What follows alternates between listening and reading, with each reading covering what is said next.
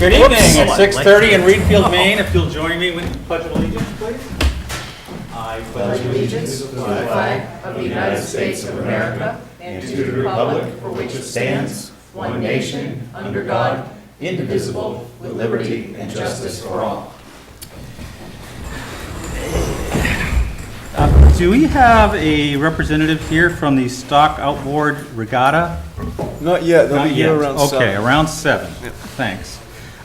Just as a note, they're also going to Winthrop tonight to speak, so we'll take them out of order when they arrive, if that's Gotcha. okay with the board? Yep, that would be fine. Okay, great. Good. Welcome to the Select Board meeting of February 5th. And we'll just start with the minutes from the last meeting, please. The minutes are in your packet. Are there any corrections or discussion regarding the minutes? Could I have a motion in regards to the minutes? Make a motion to approve the minutes as presented. A motion and a second? I second it. Okay, it's been moved and seconded to approve the minutes as presented in the packet. Is there any discussion? All in favor? Thank you. I'll abstain because I wasn't here. You weren't here, so we'll note that. Thank you. Warrants 31 and 32, Chris? Okay, we have warrant 31, 31A, 31B, and 32. And A and B were state distributions, 1601 and 1747.50. And 31, we had a couple things on here. Cushing did some extra work for us. You had a washout, right, Eric? Yeah, we had a couple washouts, yep, and our backup maintenance person was on vacation, Right. so. And we had a hoist for the cemetery to move the stones. Is that correct, to clean them? Yes, it's for, not just for cleaning, but for resetting and preparing the bases and things like that. But yeah, a nice feature that adds safety and functionality to our work. Okay. And there was Vienna garage doors, that was for the maintenance garage, the garage doors. Correct. And then the payroll was $12,906.98. So we have a total warrant of $352,261.91. I move that we approve this warrant. I'll second that. Warrants 31 and 32 have been moved in the amount of $352,661.91. No, Nope. 261.91. Am I reversing something? Okay, well, as read by Chris, 352,261.91, right? Thank you. Any discussion on the warrants, please? Great warrants. Seeing no discussion, all in favor? Thank you. We'll move on to Select Board communications. Do any members of the Select Board have anything they would like to announce or speak briefly to? Was Anna using the holder the other day to clean the sidewalks? Yes, it's back. I thought, that's what I thought, yes. It was not the ghost of Holder. Nope, it was an actual holder going down the sidewalk. And the recycling hopper at the transfer station. Yes. What? Tell me about that. I got the. I just want to say I got the email that alerted me that I shouldn't take my recyclables to the transfer station, and I just wanted to find out what was going on. Yeah, we had a mechanical failure. We are needing to replace, this is part of my report, but I'll just jump Okay, into yeah. it a little bit. Yeah. Needing to replace the engine, I keep calling it an engine, it's a motor, Mm-hmm. electric motor, and the hydraulic pump. So those two pieces need replacement. We could replace one but not the other, but then you run the risk of two integrated components functioning at different capacities, and the other one's probably going to go. eventually, anyway. So replacing those two pieces together. We do expect that we'll have motor. I've been doing this all day. Have a motor in tonight or tomorrow and have it installed. So I've been working with the Atlantic Recycling Equipment, who did the installation, to make sure that we have that back up and running. If they're not able to source a motor, we might be another day, but it shouldn't be too much longer than that. So we do need to look at a couple of different things to ensure that doesn't happen again, but certainly have a pretty good understanding of what caused the issue and how to address it in the future. Yeah, well, I just want to say that Glenn and Mike, they did a great job of letting everybody know. It was clearly up. They had a nice little fence in front of everything, and they were basically letting folks know. It was also nice that there wasn't a whole lot of folks just chucking their recyclables into the trash hopper. That was very nice. He was very clear, Glenn, when he said, you know, you can bring them back, you can throw them in the trash, but even folks then were like, I'll not do that. That's So, excellent. That yeah. was our hope. We have in the past taken a different tack and, stockpile the recyclables someplace else, but that's not really an option this time of year. And the operational burden of moving things back and forth and obstructing different parts of the facility, it really is, for a short-term thing like this, I think the best option for us. Yeah. And again, residents, as you pointed out, have been wonderful and very accommodating. Yeah, so. Anything else? Okay, we'll move on to the town report. All right. Did Dennis take away part of your town report? Right? He did, and now I Stole got- my bit. I got nothing to say. No, I got a few things to say here. The holder is back, so that was on there.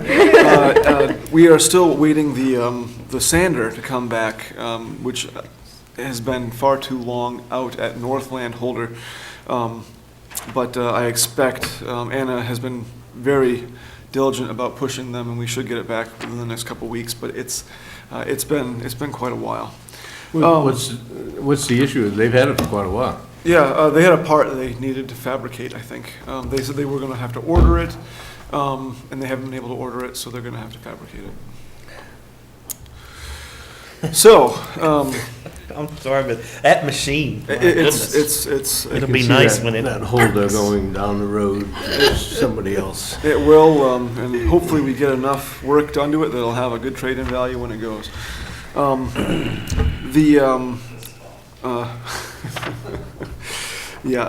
Lighting improvements and electrical work are being scheduled. I said to the transfer station, I don't know what I was thinking, the fire station.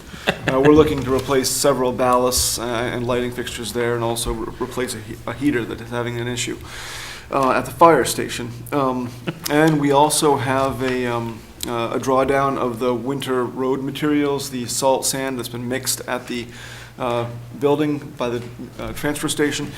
We have enough room now to put that second batch back in that we typically do midwinter to restock and make sure that we have everything to get through the season.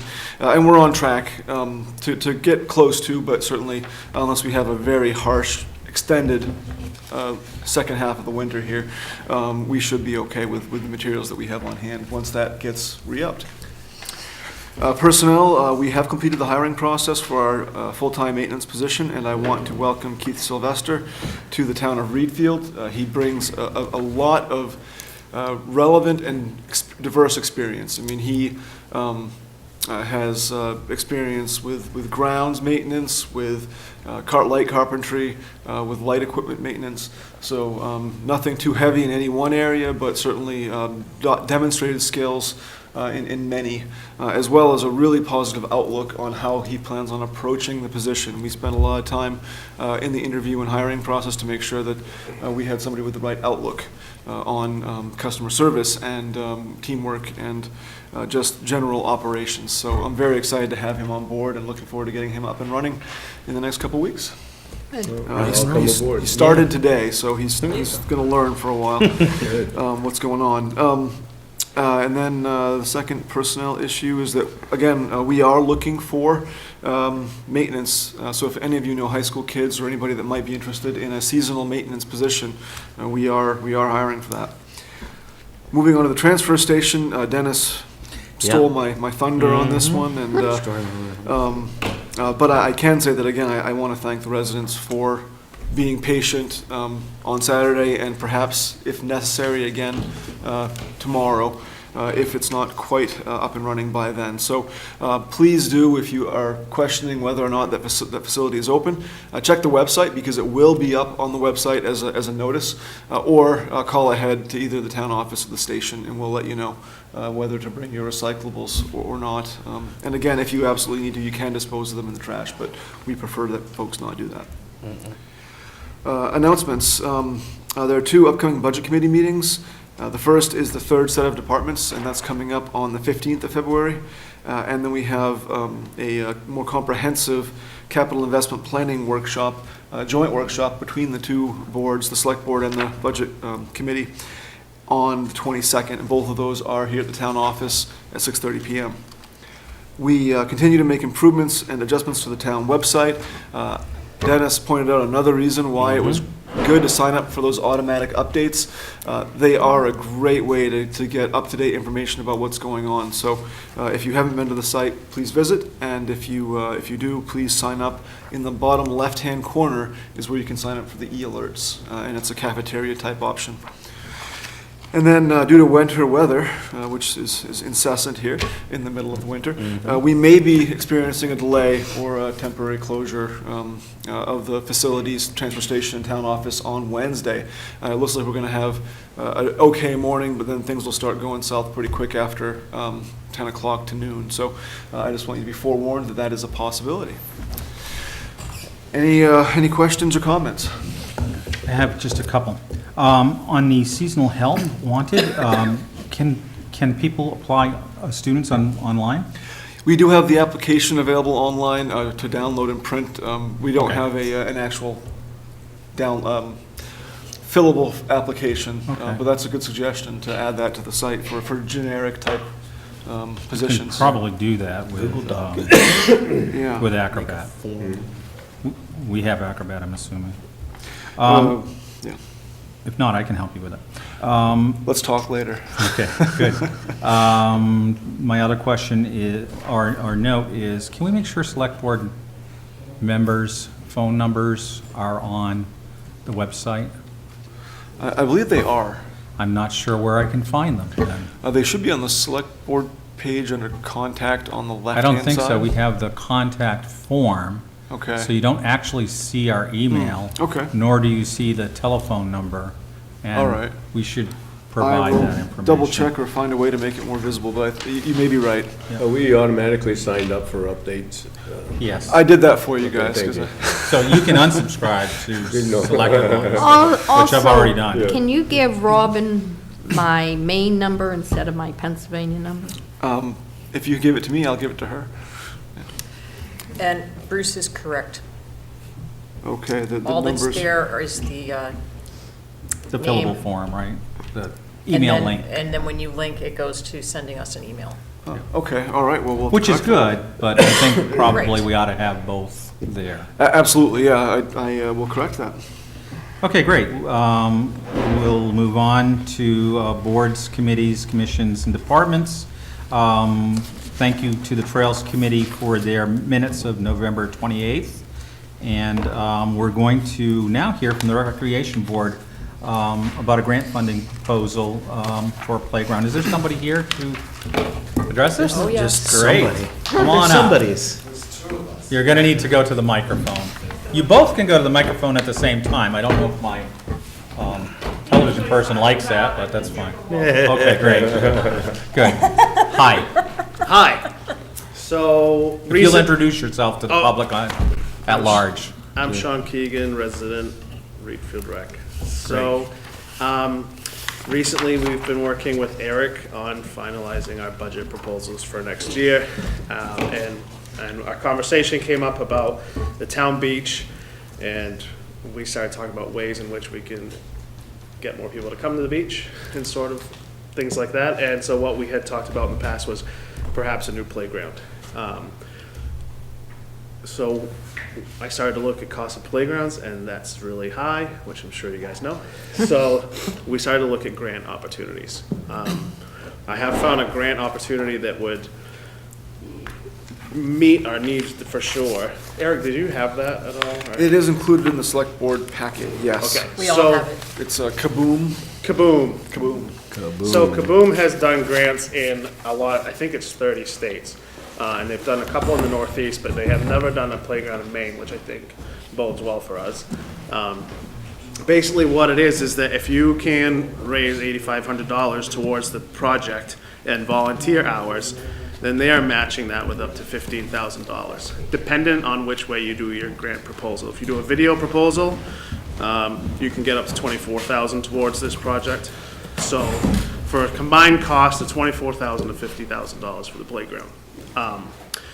What we're proposing is that the rec board and the beach funds work together to make up the $8,500, and then complete the application. So that's kind of it in a nutshell. Well, I'm just going to start by saying I'm very supportive of this effort, and I'm assuming that we'll utilize as we move forward. And I'm not even sure do we want action from the board to approve going forward with a grant, seeking the grant? Yes, that would be appreciated. Okay, so we'll do that. And we'll continue the conversation first to make sure everybody's questions are answered. But I just wanted to state my full support for it, and I just think it's a good direction to go in. I was sort of involved in, I served on the school board at the time that we put in the playground, which can't be wooden and has a lot of other features at the Reed Field Elementary School. So Yes. I know exactly where you're coming from on cost. Yeah, and luckily the Kaboom website has you linked to their suppliers for these that'll accept the grant, because basically the grant is a way that these suppliers do a large donation of this equipment. And there is a supplier in Maine, so you'd be working with a contractor supplier in the state of Maine too. So I feel like that's a good opportunity that it's there. Do we know who Kaboom is? Dennis We do? does. Dennis, I'm sorry. No, I'm sorry. No. yeah. I just was looking for a variety of different ways in which we can look at further funding. And when I found I was looking for Maine contractors. Eric asked me to put up a quote for what we could do. Yep. Around $5,000 is what I started looking for. And I found the contractor who said, "Do you need a bigger playground?" And I said, "Yes, I do." And I clicked on the button to the point where I got to the grant proposal portion. Do you want me to explain a little bit in a nutshell? you- Kaboom if is you- a nonprofit organization that's started Yeah. by a guy named Daryl Hammond, who, if you're a Saturday Night Live fan, it's okay. not the same guy who does the impressions. This gentleman's story is incredible. He is one of like 8 siblings. He grew up in a group home with them, a number of incredible circumstances, but he went to college at Ripon College, I believe in Wisconsin, and he basically started to find communities that needed, he just felt like there was a lack of kids playing.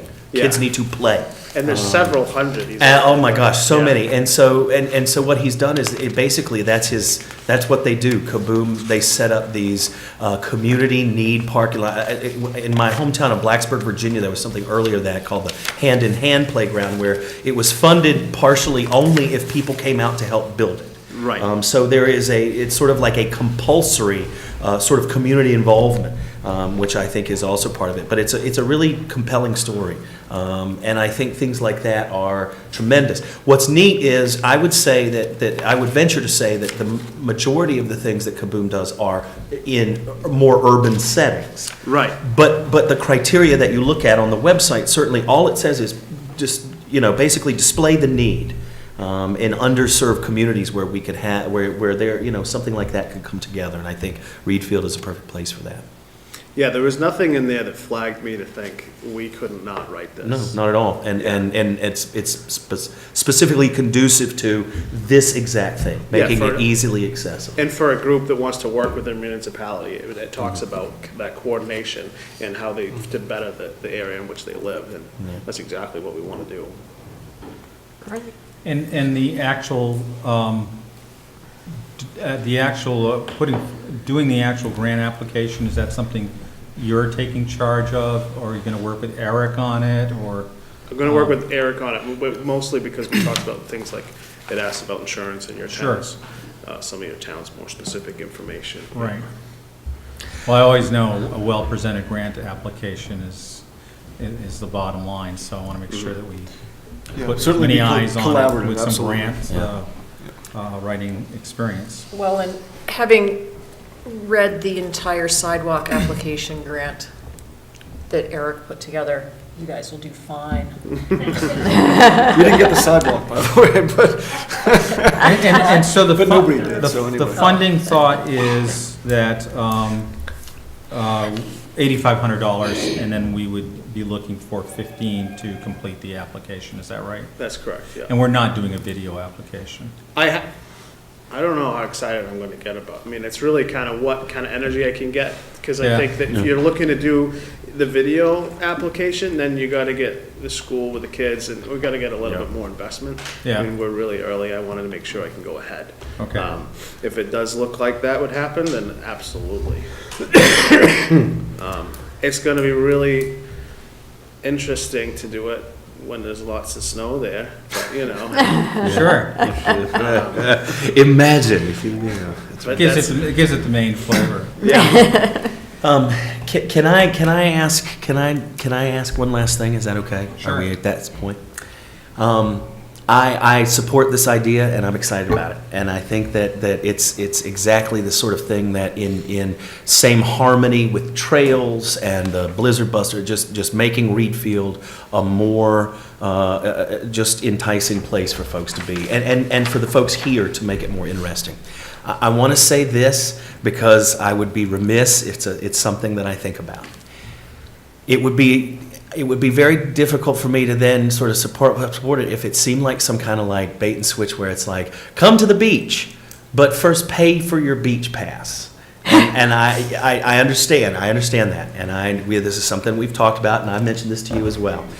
But I would be willing to work somehow, some way. I would be willing to be on whatever committee deemed possible if we could make the beach free to residents.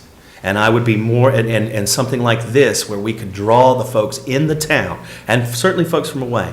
But I would just like to say that I would love it if we could invite anyone there, regardless of whether or not they had a beach pass, to come and celebrate that.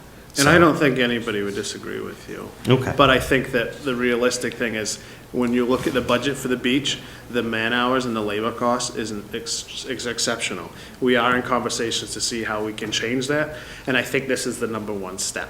We gotta make the place more enticing first, for sure, and I think this is a good way to move forward so that we can maybe raise the amount of passes that we do have and the amount of families that are interested in going. We also don't advertise it very well, so I mean, we're looking at how we're gonna change that. Yeah. So I mean, you're pinpointing like the bigger picture stuff. Right. And I think that this is right at the base level. Yeah, oh, no, absolutely. And- Good platform, and I used it as an opportunity to just work that in there. I just because wanted you to know we were talking about. No, absolutely. I Sure. think it would be good. Correct me if I'm wrong, someone who cannot afford a beach pass, there is a way of handling that. I believe that's correct. absolutely Yep. correct, yes.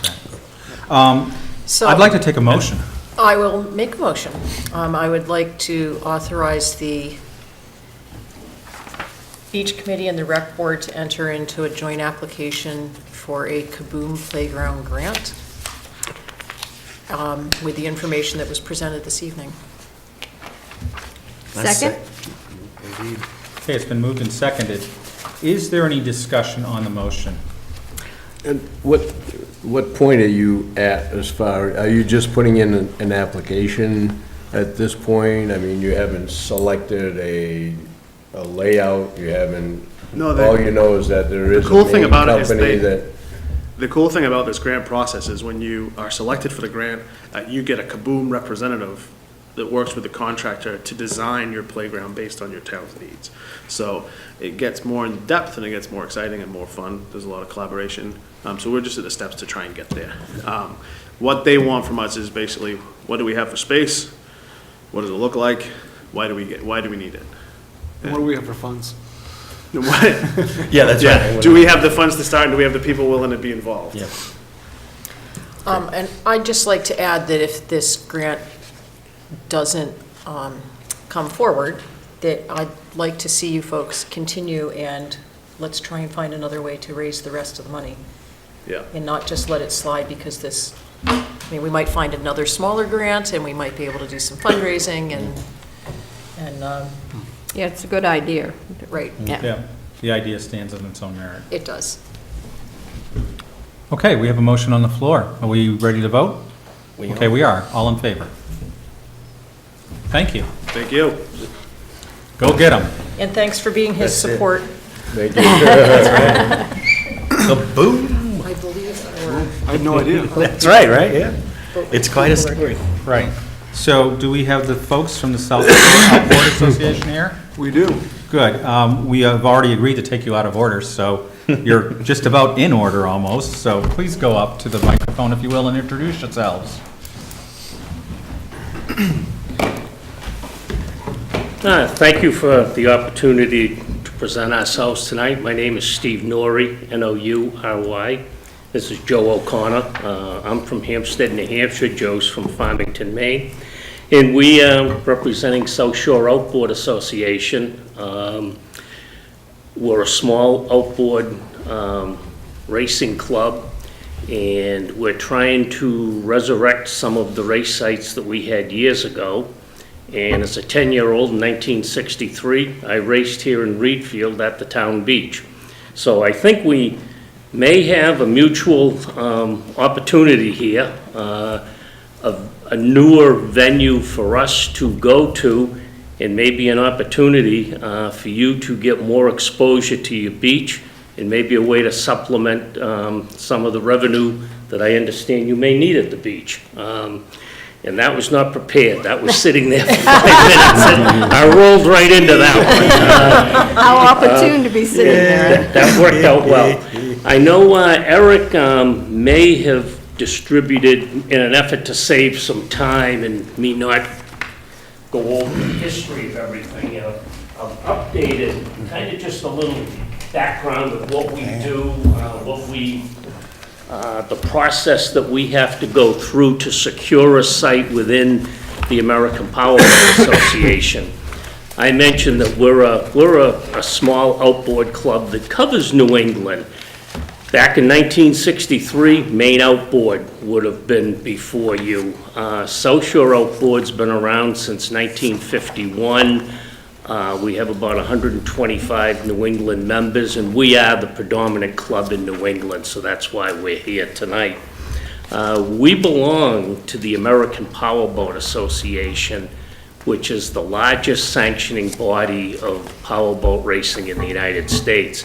You could compare that to WKA karting, NHRA drag racing, and on a much smaller scale, we are to NASCAR, but APBA is a sanctioning body. And I mention that because sometimes the knee-jerk reaction is, well, who are these people? What's their credibility? Is it an outlaw club or a renegade club? We're very well organized. We have to follow the guidelines set forth by the American Powerboat. And part of our process to secure a site, number one, is to get preliminary approval from the local community, which I kind of mentioned, follow that up in a second. Following that, we actually have to get a water event permit from the state of Maine. We have to get sanctioning approval from the American Powerboat, and we have to complete an 11-page insurance application to secure insurance for the event. And that application consists of diagrams of the site, where would our course markers be. Falls kind of in line with what the state's looking for, but on a much more detailed basis, because the policy does come with a $5 million liability package, and that package not only includes South Shore Outboard and its offices, but includes the host community. So in this case, it would be the town of Reedfield would be named as an additional insured on the policy. If the Weather Vane Restaurant, who has been responsive to our request, stepped up and participated with us, they would be named. if there were any local groups, the recreation department or the Boy Scouts or whoever may want to be involved to promote their interest as part of the event, they would be named. So we have a blanket policy that usually the first question is, yeah, sounds like a great idea, but whose neck is on the line for this thing? Everybody that's involved would be named as an additional insured. So that's kind of the process that we have to go through, but we can't start that process without knowing that, you know, the town is receptive to what we want to do.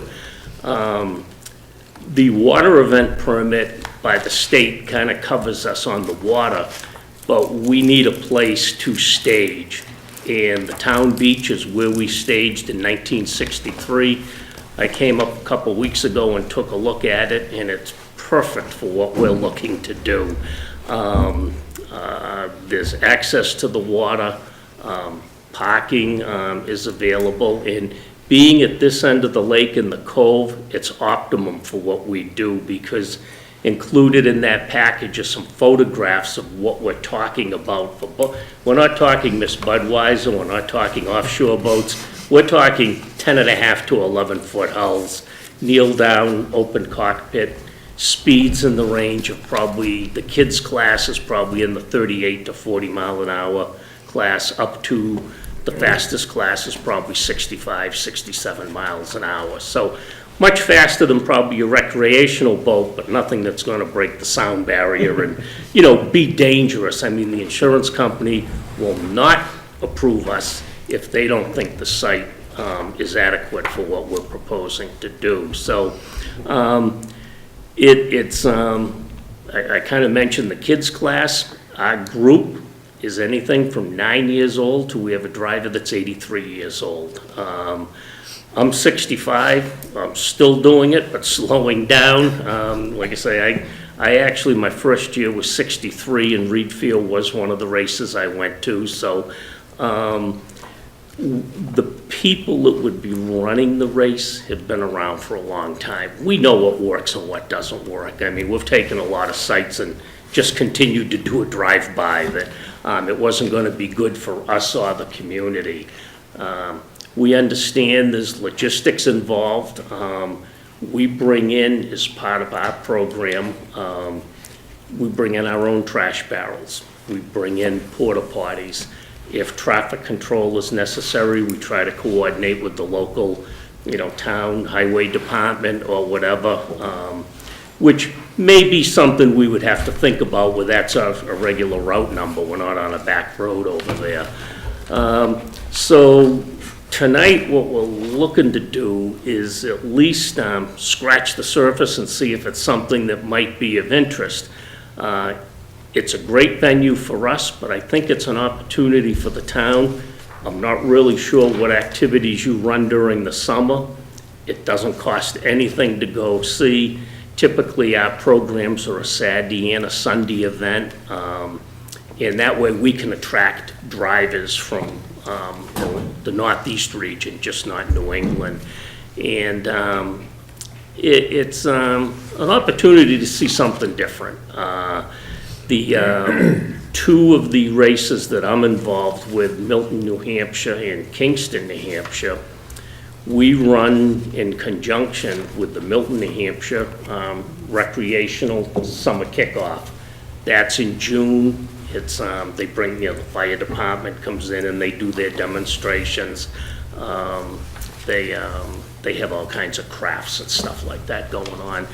The Kingston Children's Center, which I believe in that packet in the back section, there's a program book for that race. We've been doing that for 11 years now. It's a benefit for the Children's Center. But what we also do is we accept from the drivers food pantry paper product contributions.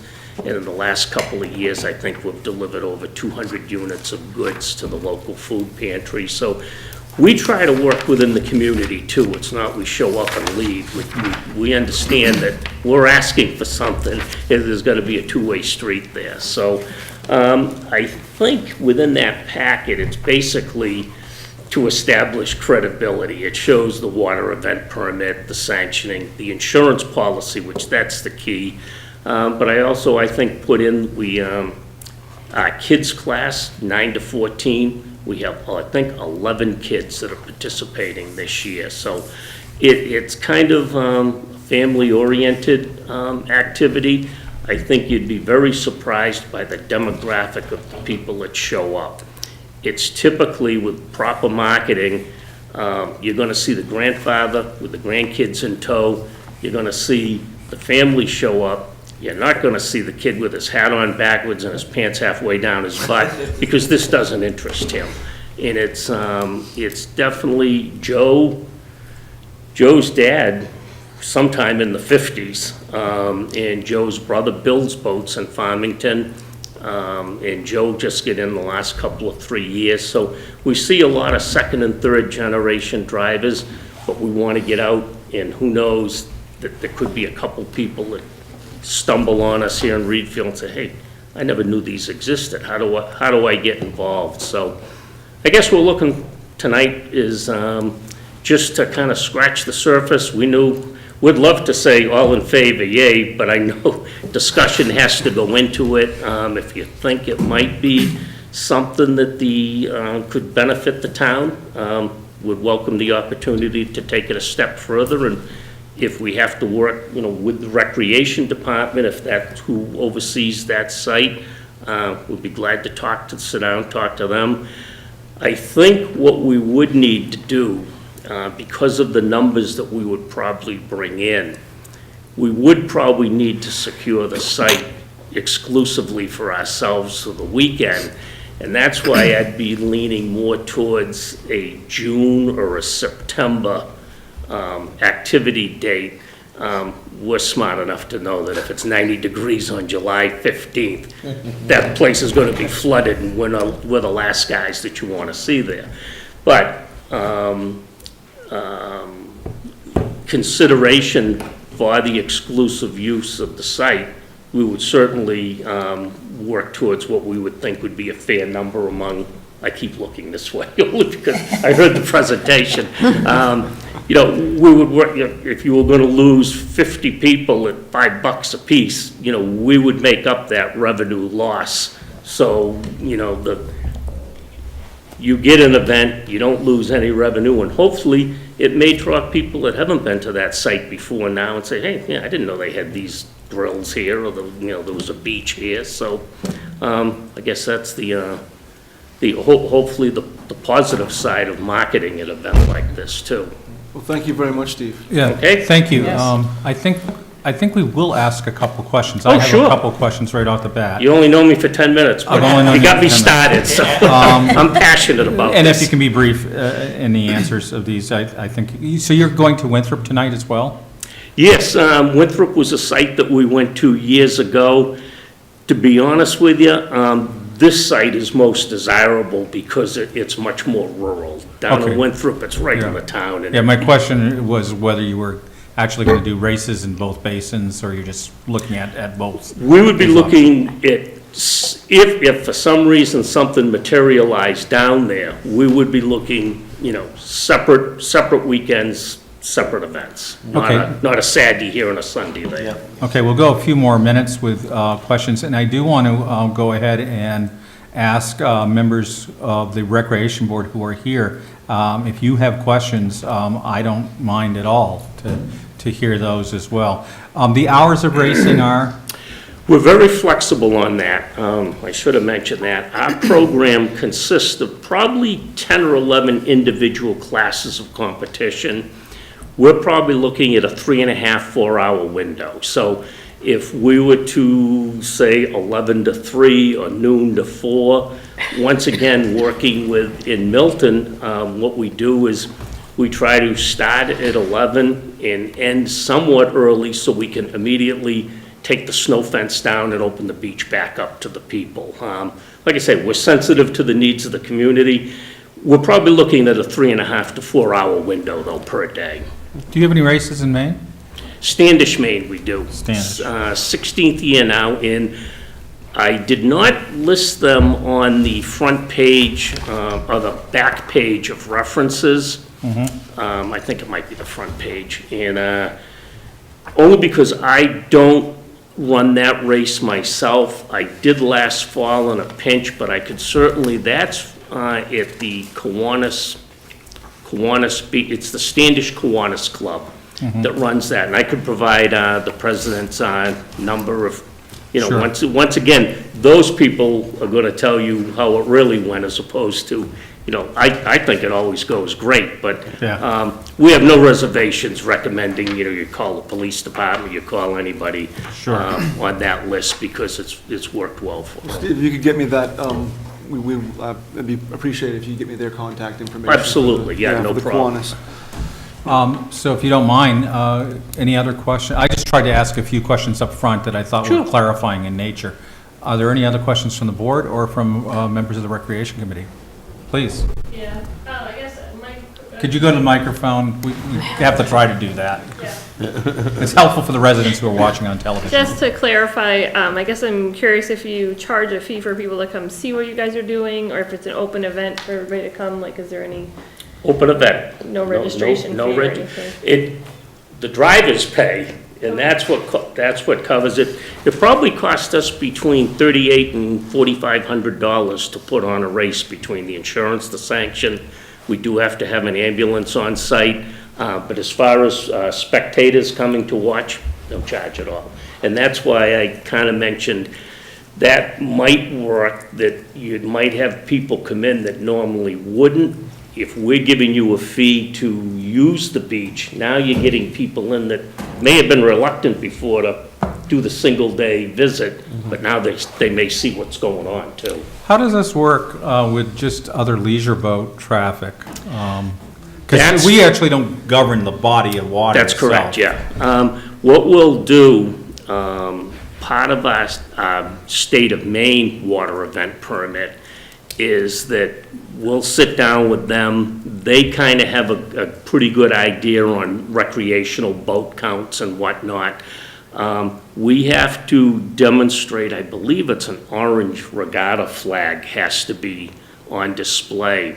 And recreational boaters are supposed to know what that means. In Standish, it works really well because the race is in May.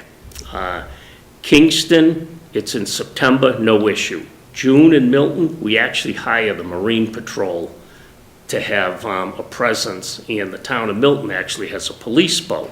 So those three venues, we run into no issue. We would probably clarify that with the people in Augusta, what would be required of us if we need to, hire a Marine presence or not. My guess is if we're talking June or September, the likelihood is a lot less of the type of recreational traffic to be out there. I tell you, in Standish, you wouldn't know that anybody lived on that lake in May. You go out there in August, and it's like the Atlantic Ocean. I mean, there's so much traffic. So, no, that is something that we would have to work through, and we need that twofold for our main permit and our insurance application with American Power Boat. I do have a question.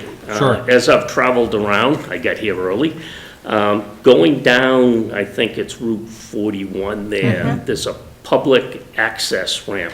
Is Yes. that state? It's state. County? It is state. Yep. So that would probably be involved with our water. And so that's where a lot of the recreational traffic that may go Would across generate that from. north basin. Yeah.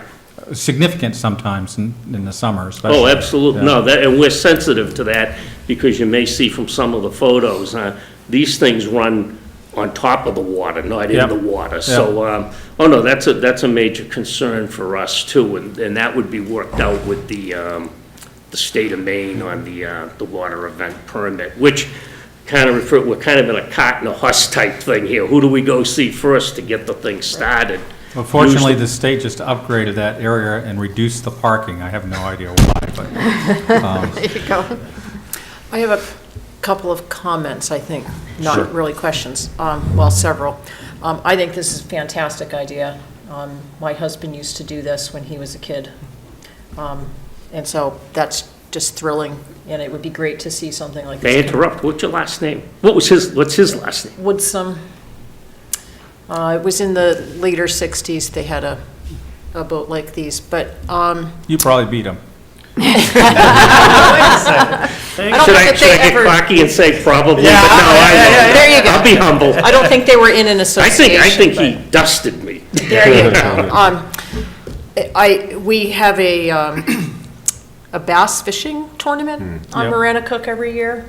So there are other organized events like that. There's actually a few, there's more than one. A few, okay. So it's not an unfamiliar type of event to be on the lake, to have other people in the lake. And those are at times that other people are on the water. When you're going in at the boat landing that you saw on Route 41, there's an island that's sort of in the middle of where the basin is, and there's a way to go around the back side of that island so that traffic could go down to Winthrop or come up and get over to the landing without coming into the main part of the basin over where the beach is. Okay. So that, I think there are ways to work around that. We also hold fireworks every other year for an event in August called Heritage Days. And I know that boat traffic comes up and watches the fireworks from all around. And I don't know if our fire department puts a presence out on the water to keep boats back, or if people are just smart enough here to stay away. No, there must be some official out there that's, I'm guessing. people aren't smart enough to. Okay. So I don't think that's something that's completely out of the ballpark to ask. Our local fire department has a water rescue boat. It's not for marine patrol, and I don't know if that's what's utilized. I know they are the ones who do the safety around the fireworks event. So I think there are lots of things that are in place that we can utilize and contact to find information for you. Okay, great. And our entire event would be visible right there from the town beach. It's not like we go down to Winthrop and back. It's a closed course. It's 3 laps on, I think the Kingston course can't be more than 1,800 to 2,000 feet from one end to the other, which we've found, believe it or not, the shorter the course, the safer the course, because you're not getting people at those fast speeds. It becomes more of driverability. So it's not about how fast did you go, but what was your elapsed time. So it would all be visible right there from the beach. And one thing that I mentioned briefly too, and I think I talked to Eric on the phone about this, is that we do require an ambulance present on site from the hours that the racing hours. Kingston and Milton, we utilize their volunteer fire departments, and it works out pretty good for them because now they have a detail that we're paying for that normally, if they sit for the weekend, that's great, they didn't have to go put a fire out, but this is an opportunity to generate some revenue for their departments and, be entertained at the same time, and hopefully not have to make any runs anyplace with injured people. So that's been a positive comment back from both of those communities, that this works out really well for them.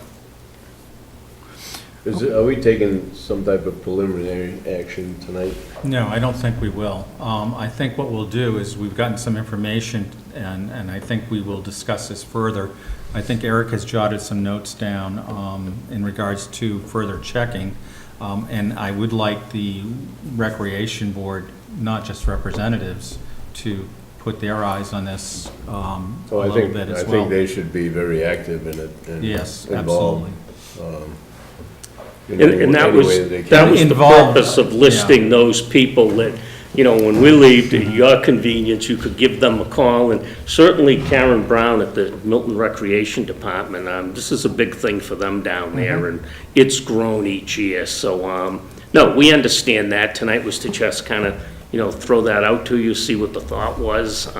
We're excited that, if the opportunity's there, I assure you, we can probably put on a good show. And as driving through, I noticed that Reedfield commercially isn't all that big, so I don't know what kind of dollars would actually be brought to the town, but certainly some free entertainment. As I mentioned to Eric, this isn't NASCAR coming to Loudon and bringing in millions. And are you looking for a race date for this year for the summer of 18? It would be, we'd like to try to do something, but we're also cognizant of the fact that nothing works in a cluster either. So it may, if we say, hey, this is a great idea, but we really got to think through how we're going to work the beach, you know, we're receptive to that. This year would be great, but if we're just planting the seed so everybody's comfortable, you know, we can work into the future too. When is your scheduled posting date?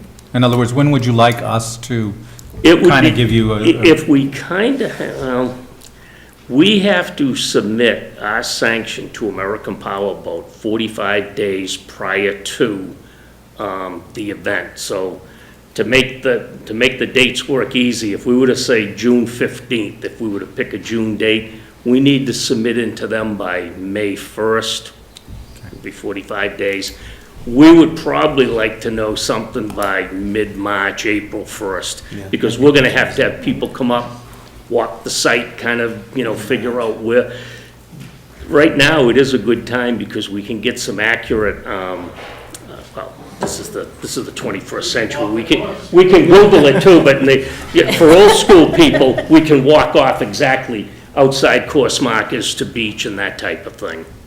Right. Great. I thank you very much for your Thanks presentation. for the opportunity. Thanks for the, you know, answering our questions, and I don't see any problem with the March, April, at least, you know, Okay. giving some sort of heads And- up on this. I agree. My name and email and Joe's name Yep. and email are on that information. Don't hesitate to give Yep, us a we'll call. stay in contact on He it. works, I don't.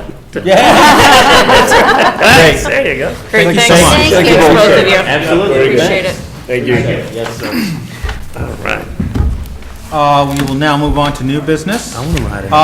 That's the only Do reason. we want a 2 or 3 minute stretch break? Yeah, we did. Okay, a 2 3-minute stretch break. You got- 2 minutes. You gotta go back. Okay, I think we'll move on.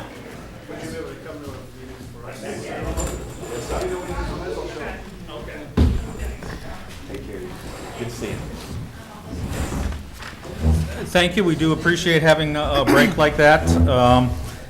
I think we're going to go to public communications first, and then we'll go to the first draft of the publications policy. We have Robin here to help us with that, and then we'll take the rest of the agenda in order. Is that the pleasure of the board by consensus? Pleasure. Yes. Indeed. Okay, do we have any members of the public who wish to address the select board, not on items that are outside this agenda at this point?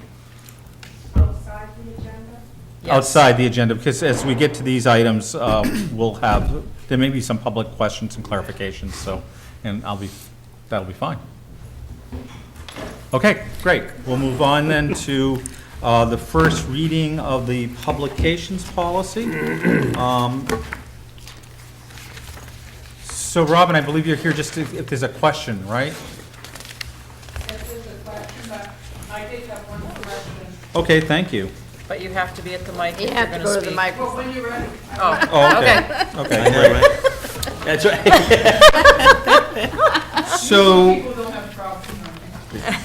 Well, it's for the TV before you audience. is the first reading of the publications policy. The intent was to replace the messenger policy. So this could broadly also cover the website, it could also cover an annual report or other publications that we may do from time to time. So there's some definition up front. What kind of is missing, Eric, is we have the crossouts, but because we don't see the color, we don't see the wording changes. So I thought this was a clean copy, I thought. no, I see There's the just a cross out, crossouts. Are there some? Yeah. At the very beginning. 3 3s. So I think we've mentioned Section this one before, name. if we could get both when we do a policy, Yes. so, I did run that in color, so there's other colored part of it also. that came out. yeah.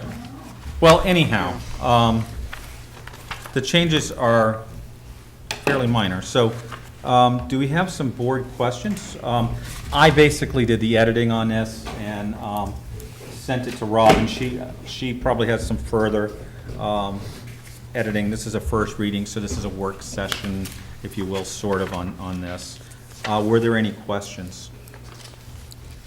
I can tell you what the major changes were from the messenger policy if you would like. Yes, I would Yes. like that Yeah, first. Okay. Yeah. So basically, the section 1.0 was the publications known as the Reed Field Messenger. I changed that to the definition that you see in front of you.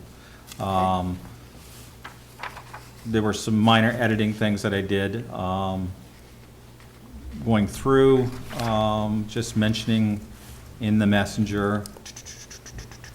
These are all really just edits and small word clarifications. For example, I'll give you, under 4.1 and 4.2, where it says articles, I added the words "and information." Yep. 5.5, in section 5.0, had in printed this is 5.5, in printed publications, and according to any subsequent definitions established for electronic publications, which means we would be able to take ads for electronic publications if we wanted to. And then 6.3, the wrap-up, that's completely new language. The town manager is responsible for the assignment, oversight, and supervision of all town publications. Yeah. Thank you for doing this. Other than that, there's some clarification words here and there. For example, no editorials or letters to the editor was just, that's what it said before, and we just added the words, will be accepted or published. So, Robin, you had a couple additional thoughts? The only one I had a change that I'd like to see is 4.4A. I'd like to strike the words "they have turned in" and take those out, and then add some other, but it says local candidates may only submit profiles after their nomination papers have been accepted and certified by the clerk. That's a good way of putting it. Have been accepted, And certified. yeah. Yeah. By That the town makes- clerk. That sounds, That's the only thing I saw different after rereading it. okay? Which probably should have been there before anyway. Yep. It's a more direct way of wording it. Any other thoughts? We could just pass this on for second reading at a subsequent meeting with that edit And and the any other others shown. clarifications. What? And the others shown. And the other others edits, shown, yeah. There's nothing that specifically addresses online content, so I Yes, think I'm understanding that to just be the "and information." it is. The concept is that the town website is a publication. Okay. And the only information there will be submitted by, and this is 4.2, municipal officers, members of appointed boards and committees, Right. et cetera. Okay. And again, you go back to 6.3, where the town manager is responsible for assignment, oversight, and supervision of all town publications. We have to, if decisions need to be made, he's sort of like the editor-in-chief. I like that. We may have other editors, but we have an We editor-in-chief. certainly will have other editors. Yeah, right. Go see The Post, wonderful movie. The buck stops here. That's, yeah. Okay, Great. I think, unless there are any other remarks, and we will take this to a second reading and see where that lies at that point. Thank you. Thank you, Robin, for coming up. Thank you, Bob. Thanks, Robin.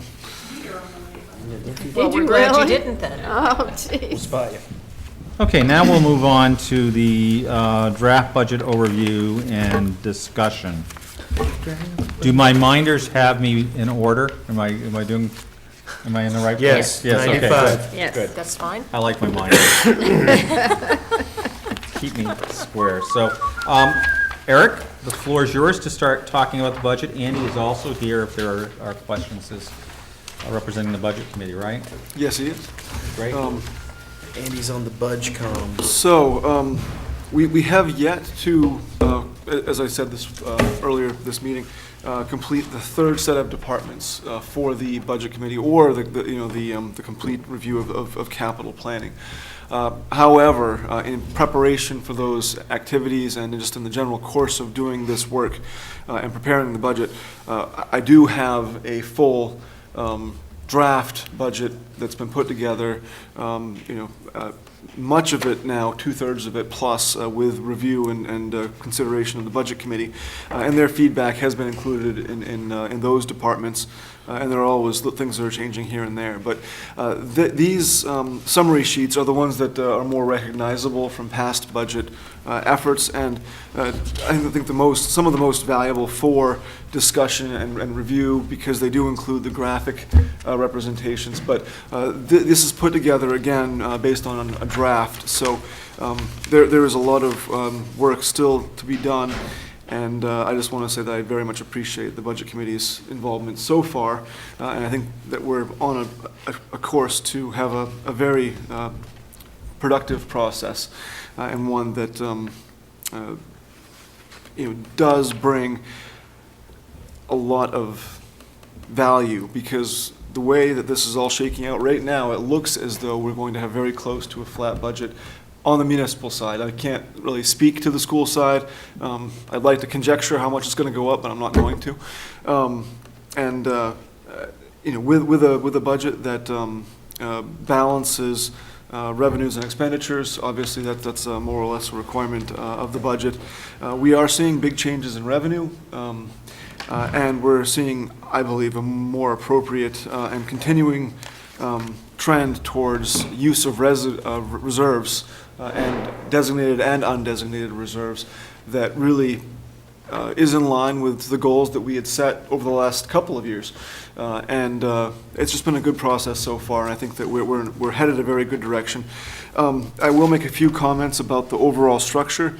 In the past, these documents have referenced more budget and actual numbers, but in order to show more of the history, including changes that have happened within departments, with divisions or even whole departments shifting from one location to the next, you'll see a lot of departments that in the past have no numbers and do now, or vice versa, have numbers now and did not previously. So, for example, you look at the maintenance department, up until this fiscal year, that was included in various locations. It was split up and spread all over the place. And in the course of looking to consolidate and make a more logical budget presentation, all of that work of groundskeeping and maintenance is brought into one department. So this year, I'm making an effort to show some of those changes, show some of those trends. And so I did add a third year of actuals. So we have actuals for 15, 16, and 17 fiscal year, plus the budget and year-to-date for the current fiscal year. So those columns, if you move from left to right, should start to tell you a bit of a story. And as I said, you will notice by including more of those actuals, we can see more of the history of what's been happening and what's been changing. So again, trying to work to improve and show more in the same fairly condensed space that we have on an 8.5 by 11 sheet. Always looking for feedback on that format. But as I said, I do have a few things that I want to point out. We have, generally speaking, some small changes in these departments. However, there are some big numbers that jump out. Let's see here, where do I want to start? Probably just administration. We are seeing a change to grant writing and planning, a drop of $2,000. That's in part because we have a fairly healthy reserve, so there's no need to have that same amount of appropriation this year. And that's a pattern you will see throughout much of the budget, this effort to focus more on the reserves and make sure that what we have is being used appropriately. And we've had discussions around that at the Budget Committee level on a number of departments. You're saying instead of putting 2,000 away, you already got 2 there, you're not going to do it? Well, we're going to be putting 2 away instead of 4, Yeah. because we have a healthy reserve. So that is So what will you be appropriating? just the $2,000. Okay. Right. Which is the change is represented by the parenthetical number, right? How much it went down. Yes. And then Yep. the minus 50, you said it was 40 was the 18 budget. You're only budgeting 2,000, that's the 50%. Yes, yep. And also, we're just looking at So some the goal smaller is judicious expenditures. use of reserves, not draining reserves. Absolutely. Okay. With rare exception, there are a couple that I can point out later, but we have a couple of reserves that have been kicking around for 5 to 10 years or longer, and I'm looking to use a couple of those. But moving on to maintenance, you do see a very large change in vehicle equipment and maintenance from 46,000 to 10,000. That is in response to questions and concerns about what expenditures should be categorized as a capital expense and what should be capitalized or categorized as an operating expense. We've had a lot of leases of large pieces of equipment that run 3 to 5 years, and those, per our auditor, can easily be considered capital leases, which could be in an operating budget and have been historically. However, I think they add a lot of variability to operating budgets, and I much prefer to see those broken out and specifically called out as capital leases in the capital reserve budget. So the reason for that large change is a shift from those capital leases being in operating to capital budgets. And there's a couple there, I won't get into details on them, but that's the rationale for that. Moving on down the line, we do have some small changes in community services. Reedfield Public Access TV, we have a small decline there, or I guess modest at 20%. That's in large part because we have over the past couple of years been replacing and building our inventory of equipment. I won't say we peaked or capped out, because I know Bill always finds more good stuff for us to add to our inventory, but we're getting to the point now where we're looking at replacement rather than purchase outright. Procurement, yes, so we can save some dollars there. Recreation, Parks and Activities, Department 30. We have a decrease for Heritage Days. Again, that's based on the fact that this is a 2-year cycle, and we have the first year upon us now. We're putting away $5,000. Next year, we'll be appropriating 10 and using raising 5 and pulling 5 out of reserve. Let's see, protection. This is a big change here overall. Can I just oh, ask sure. you? Jump in, yeah. I'm burning through it. But Just yeah. this anomaly. Yes, 2017 actual for community park and properties, $1. Community, You see, it's on the 2017 actual. Okay. It's recreation parks, community park and properties, $1. I just thought that, I mean, is that? It's probably a couple stamps rounded Well, I up. wondered, Yeah. Okay, yeah. We have stuff like that fairly often. It's one reason why I've consolidated postage into the administration department, because we had a lot of stuff like that just floating around. Well, it does seem odd, doesn't it, like $1? Yeah, What's that no, all we about? have a Yeah. few things like that. Gotcha. Okay, thank you. I just had a question and I thought I'd ask. Yeah. We keep track of everything. I tell you what, by golly, Reed Field right there. We moved away from that kind of extraneous record keeping. So, Thank you. We appreciate that. yeah, but we still can account for everything. Protection, we have had a couple of major capital projects that are going to be completed this year, so the expenditures next year will not be anywhere near where they were. Offsetting revenues, we do have less revenues coming in for this department as well, so the net on this is about a $3,000 reduction, thanks to a few operational reductions approved by the chief, and it was a good balancing act, I think, to keep the services where we want them and save a few dollars at the same time. Cemeteries, we have a small 2.8% increase. The cemetery, they meet a lot when we talk about this at the Budget Committee meeting, but they have a very close eye on the budget, and we appreciate their attention to detail in their part of this. Roads and drainage, we will be presenting that next week. to the Budget Committee, but I have a meeting with them with Roads Committee this week to finalize their budget. This is my draft based on best information available from the Road Committee and my thoughts as Road Commissioner on how we might want to proceed. So we do have a fairly sizable increase in expenditures. This is primarily for a continuation of our road maintenance for gravel roads with a more reasonable funding level than what we had last year. Last year, we had to dip into reserves, or excuse me, this year, I get caught up. This year, we'll be having to dip into reserves a bit more to cover those expenditures. We can't do it at the same level as we did in the past.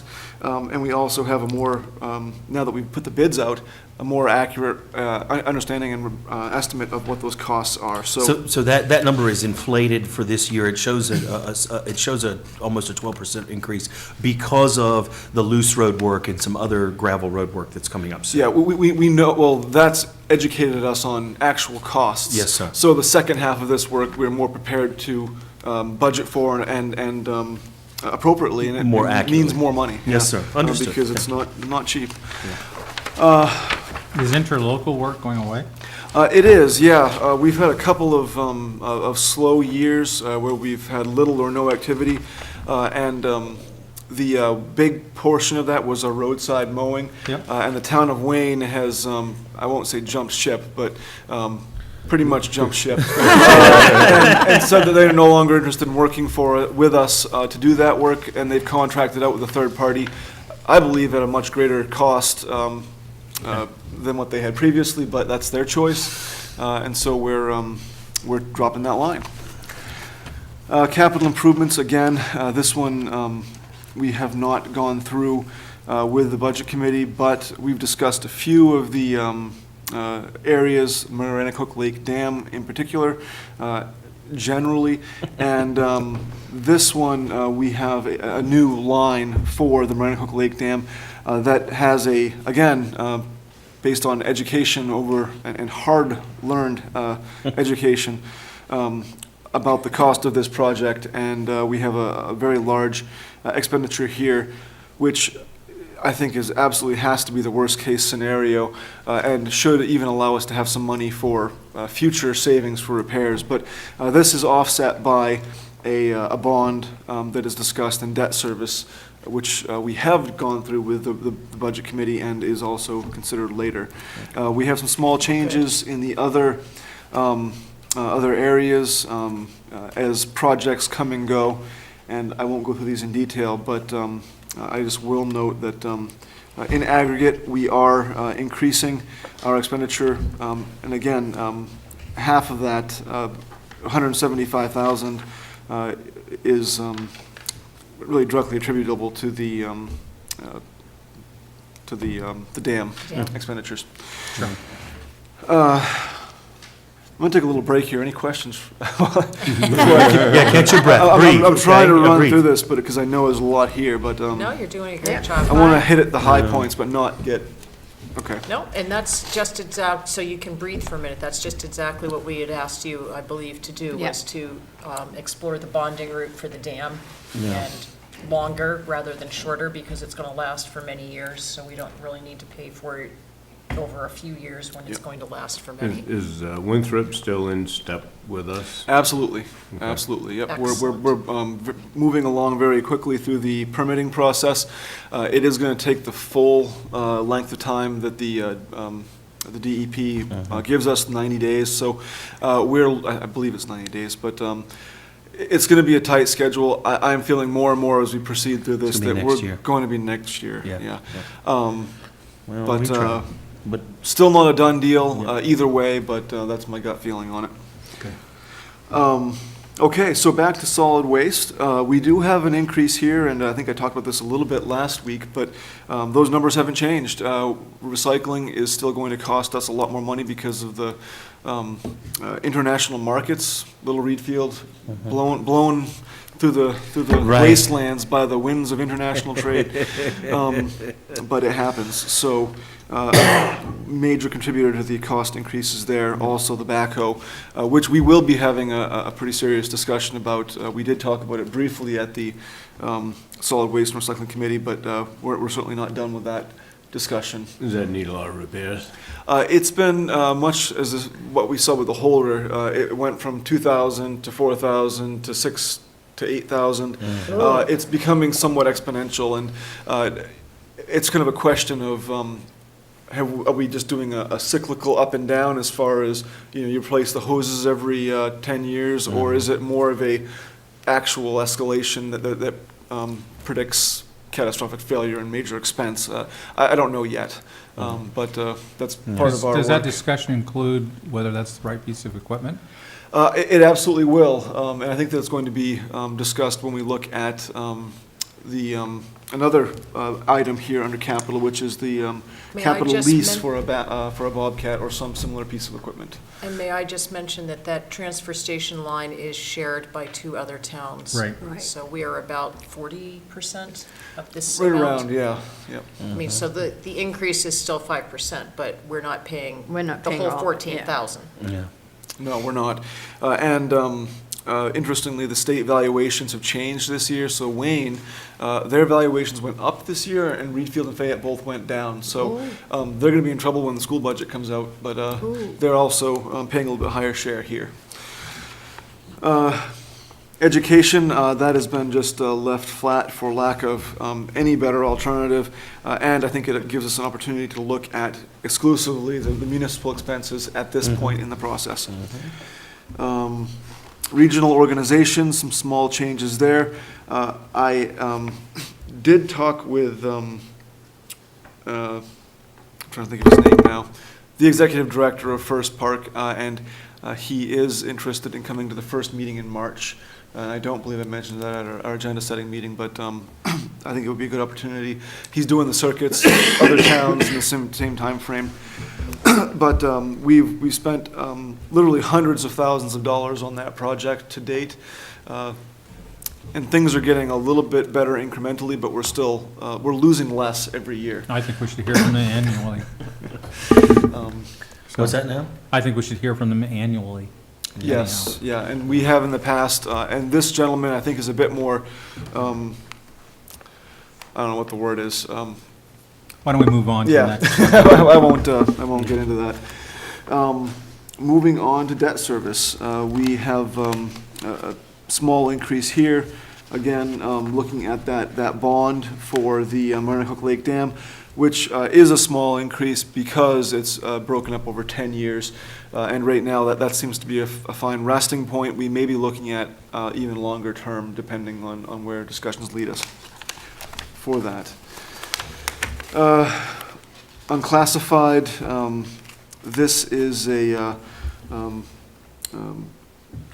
summation of a few other areas. The big change here is a $50,000, I guess I shouldn't call it, it's an appropriation, but the money is coming out of reserves, offset by this, excuse me, sale of a tax-acquired property for a prospective tax relief program later on the agenda.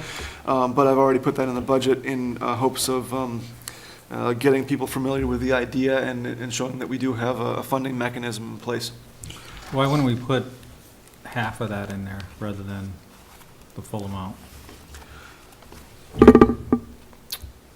Because we were hoping this would seed a couple of years. Yeah, it is going to be established as a carry forward a fund, so there's not much point really in Okay. breaking it up unless we wanted to do that. Money's there, we have the money. The money is already. there. One reason, and I think that's a good point, one reason to do that could be that if we are finding that we're having trouble meeting our minimum requirements for the undesignated reserve, we could break that up over 2 years and put maybe 25,000 more in, which might,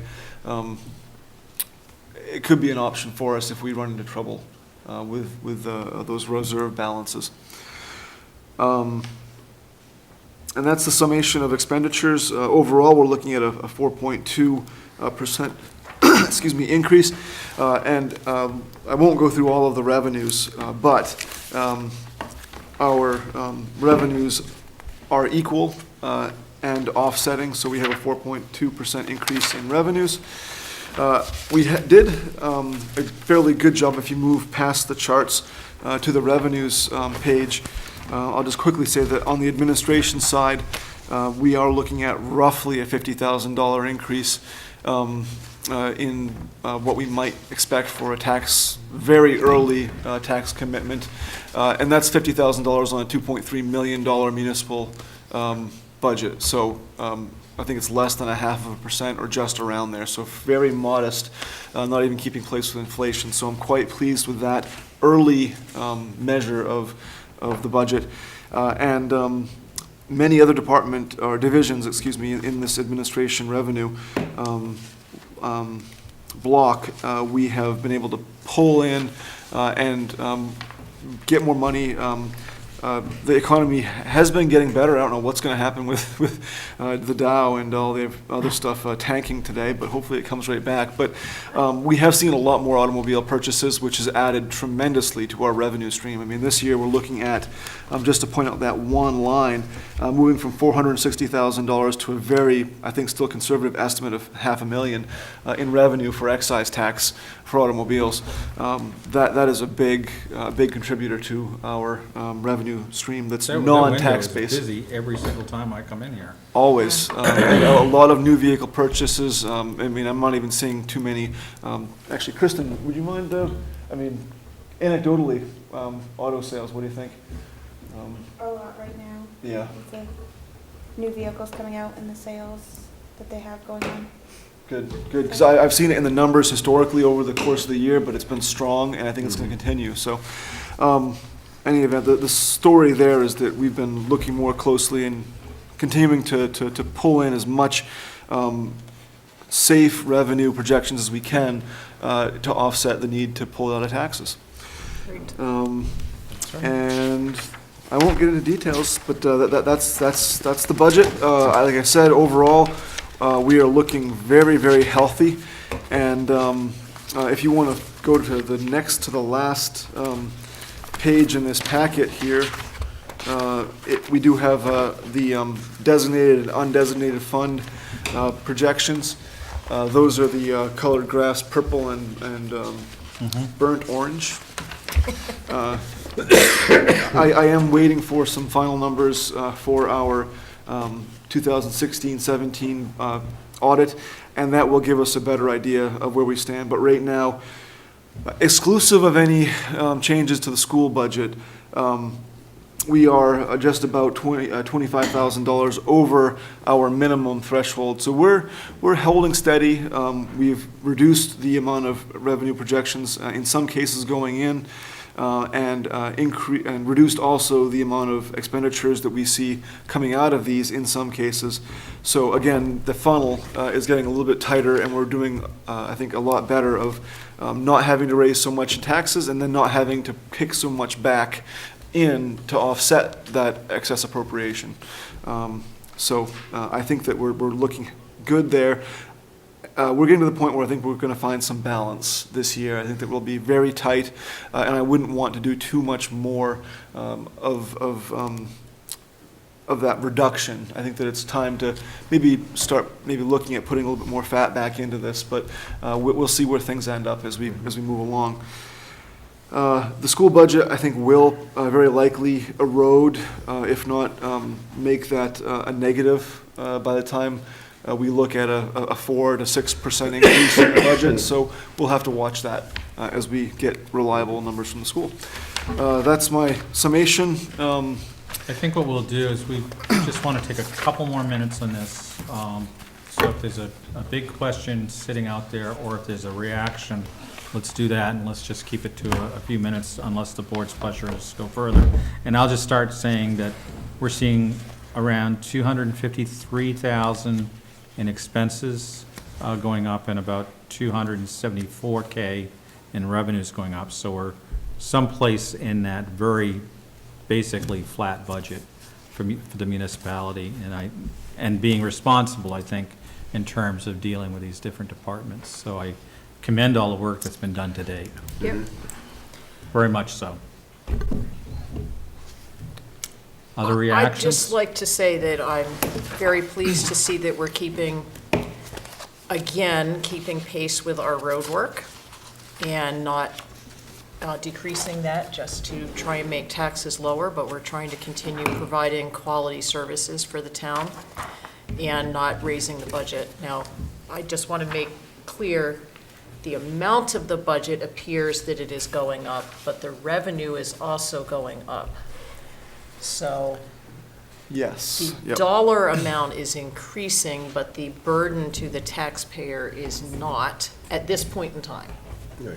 Because I know there are people who want to make that distinction, and we will be very clear on that. Right, and then, of course, you have to get into clarifying where the revenues are coming from, and so Yes. not all of these necessarily hit the tax line. Yeah, most don't, in fact. Right. Yes. Right. Exactly. Um, Although, on a percentage basis, that is the big one. All this nuance, all Right. this Yes, nuance. yeah. okay. I just have one suggestion, and I'm just being really persnickety here because I'm a former budget committee member. But on that last two graphs that we have, For reserves? yes, they're the Yes. same size, the two graphs, but they're different scales. And so to someone who might not be looking closely, they might say, well, it doesn't look like it's going down because you're only looking at 1.4 million as your top line, whereas in the graph to the left, your top line is 2.5 million. Do you see what I'm saying? I do, yeah. And I'm fine with that. I just want to make sure that we point that out to people because they may say, well, it doesn't really look like you're having less, and Yeah. yet you really are. Yeah. By a lot, $1 million. I mean, it's huge, Yeah, the for amount. a while there, we had nearly double what our baseline is for a healthy reserve, and that just wasn't responsible. So now I mean, I shouldn't say it that way. There's all kinds of reasons why we got there, but. It's not as responsible as we see it now. Yeah, that's a better way to put it, yeah. Okay, any other comments? Andy, do you have a comment? I don't want to slow you guys down, and we've got a lot more work to do. But I just wanted to say that I think we have a very strong budget committee this year. We've got a lot of good, diverse people on it. We're getting excellent comments. I think we're giving good feedback. As usual, Teresa and Eric are doing a wonderful job of incorporating all those pieces together. So I'm hoping that we can give you something that you can work with and that the town can work with. And I'm looking forward to talking about the capital investment in Yep. a couple of weeks. Yes. That's a key piece to long-term planning that it we is. have to flesh out still. Excellent. Yep. And we really appreciate, well, at least I appreciate everything that the Budget Committee's doing, and Eric, especially for flying through this. Next week, take a coffee break in the middle there to refresh yourself. Okay, we'll move on to considering the first draft of a local property tax assistance ordinance. Eric Dennis and I met on this. We were the subcommittee designated to work on this particular goal. We talked about a number of desirable ends and so forth. Eric did the heavy lifting of putting together the draft ordinance itself, so I appreciate that work. We did use some modeling from Cumberland and Monmouth in particular, which both have programs that are up and running. So this is a first draft, and we want to go through a couple readings of this. We may even go through 3. This is a very significant piece of policy, I think, for the town, and so we want to make sure we get it right and that we feel very comfortable with it when we take this to voters. But the goal has been to provide some local property tax relief. We have targeted this based on income primarily, and with consideration of age as a factor as well. So it's doing a couple of different things. It's not confined. Some municipalities have just done this for just senior citizens. And so we're trying to do this to capture the senior citizen group within perhaps a slightly larger group that may show some reasonable need. But the bottom line is we're talking about doing this with residents who have been here for, it's a 10-year period, at least, at a minimum. But they don't have to be in the current property for that full 10 years. They just That's have to have correct. been a resident. That's correct. So, And that could be an area we want to look at, I don't know. but, I'm fine with yeah. talking about what you have here. I guess that's one of the questions I had, was the residency. They have to be a resident of the town for at least 10 years, but only own the property for a year? Well, we do have, Am I reading yeah, that right? yes, you are. All the state programs require, and I believe we are required as well to do this, is to treat renters and property owners equally under the law. So we may, it's very possible somebody could be renting as for 8 years or something like that, and have a property for a couple of years. They've decided to stay here in this town. So that's a likely possibility.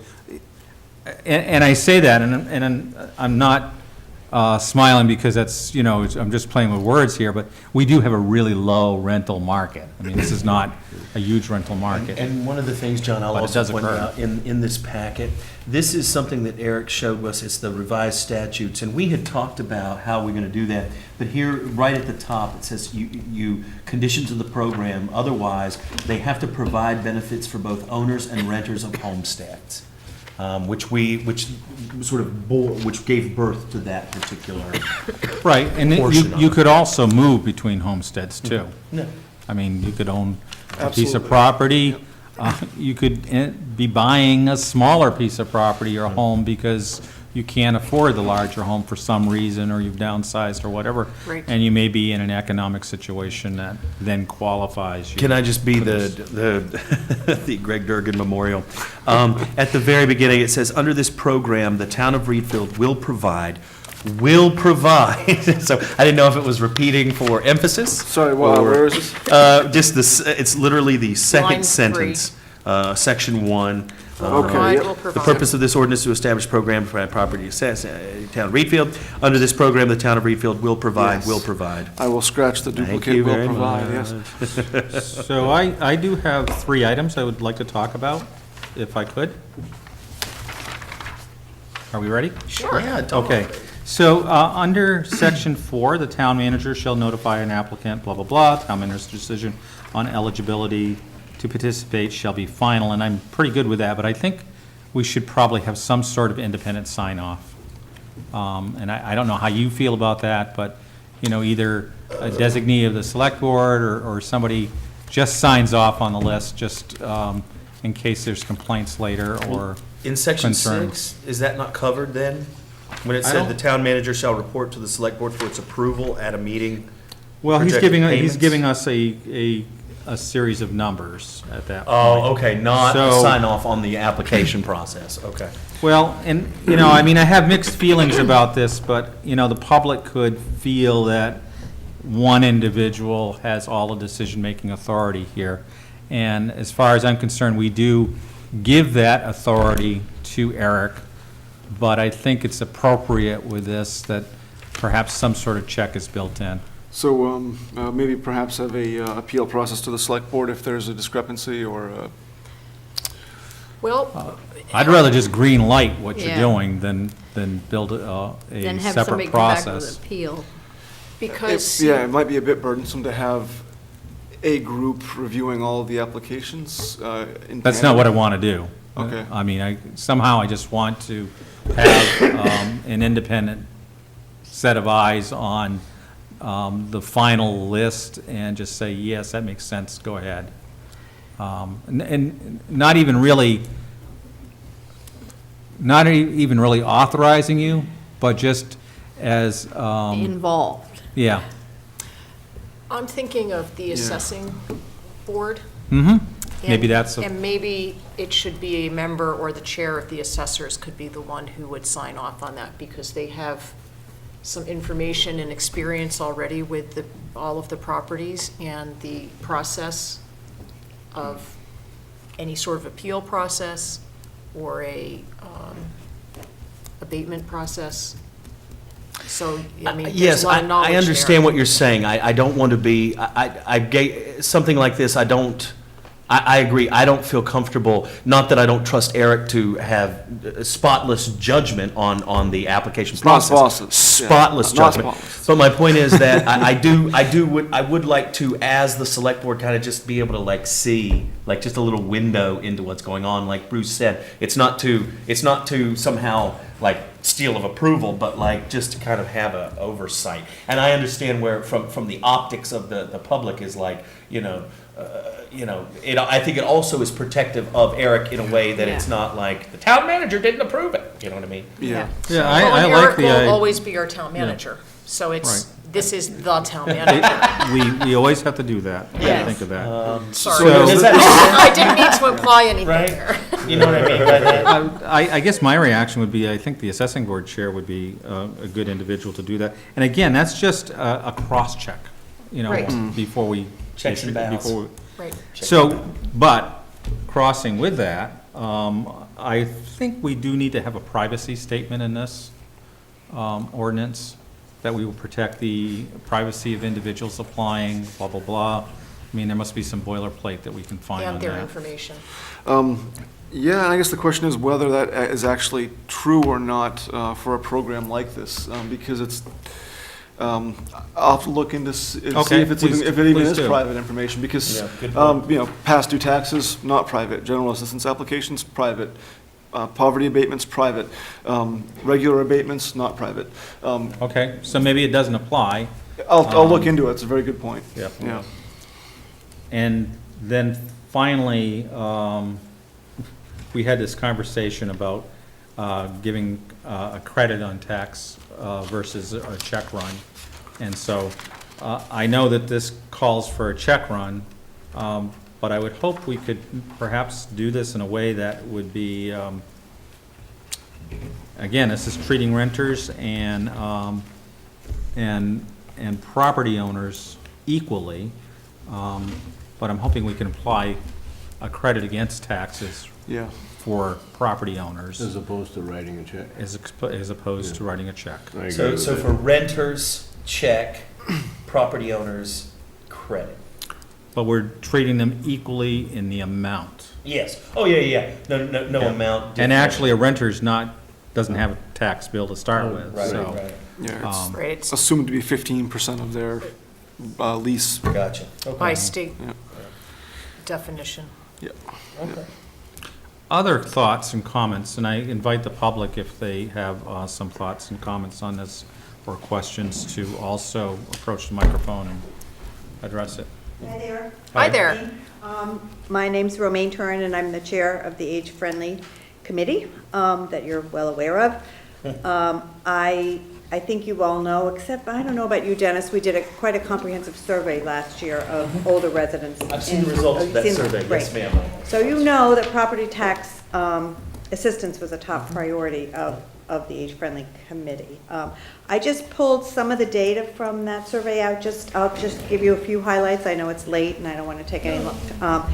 But in response to the question, generally, how would you rate Reedfield as a place for older residents to age in place?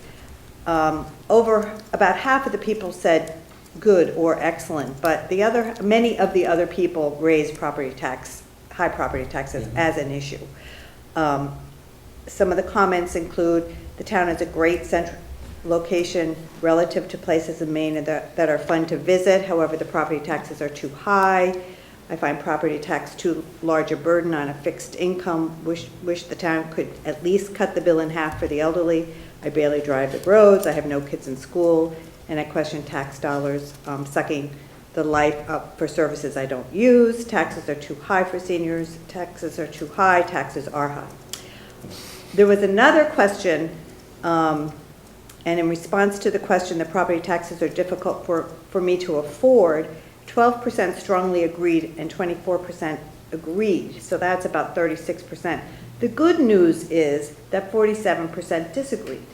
So I raise that just because I know when you talk about a program like this, the concern is always that people are going to come out of the woodwork and it's going to be unaffordable. And I think it's good news that 47% didn't feel like the property taxes were too high. So I think it's great to develop a program to target people who are in need and who really want to stay in the community.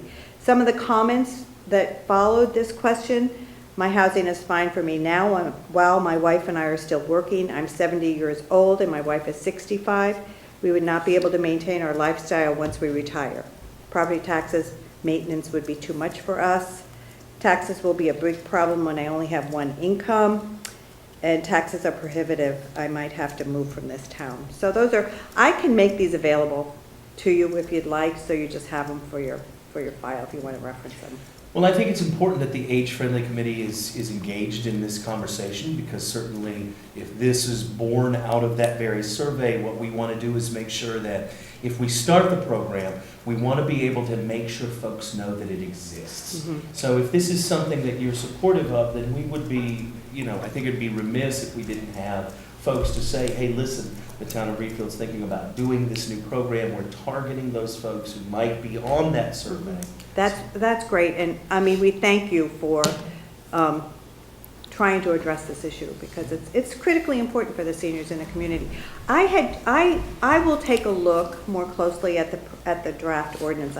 I'm pretty tied up, and I will take a look at it. But I noticed that it's tied to the state property tax assistance program, and I understand why you're doing that, and it makes a lot of sense. I just hope that we can develop some kind of mechanism if people present themselves and they look like they might be eligible for that program but are not taking advantage of it, that we somehow help them find their way to the state property assistance tax program, so that they can benefit from that plus the town of Reedfield's program. And it's a two-way street.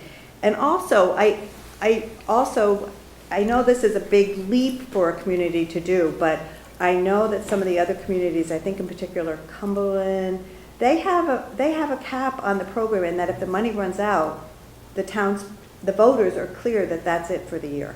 We have that as well. You have that in there, okay. Yeah. I haven't looked at it in that detail, but I think it's an important provision to put in there so that people don't feel like it's a Never-ending. Right. No, there's a 3-level cap, I think. Okay, The well, I first can is- take a look at it, Yeah. and I just didn't see it Yeah. when I quickly skimmed it, so. Yeah, 40% of the refund is awarded by the state property tax. A, B is the available monies in the Reedfield Local Tax Assistance Fund. Okay. So if that were to be depleted, that would, That would be it.